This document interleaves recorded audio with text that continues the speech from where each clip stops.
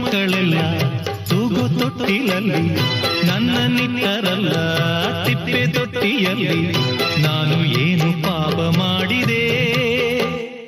ಅರ್ಧರಾತ್ರಿಯಲ್ಲಿ ಅರ್ಧ ನಿದ್ದೆಯಲ್ಲಿ ತಾಯಿ ಹಾಲು ಎಲ್ಲಿ ಲಾಲಿ ಹಾಡು ಎಲ್ಲಿ ನಾನು ಯಾವ ದ್ರೋಹ ಮಾಡಿದೆ?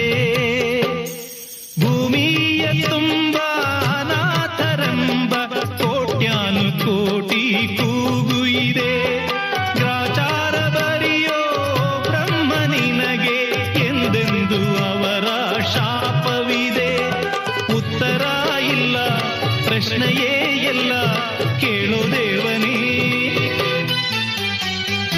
ಅನಾಥ ಮಗುವಾದೆ ನಾನು, ಅಪ್ಪನೋ ಅಮ್ಮನೋ ಇಲ್ಲ.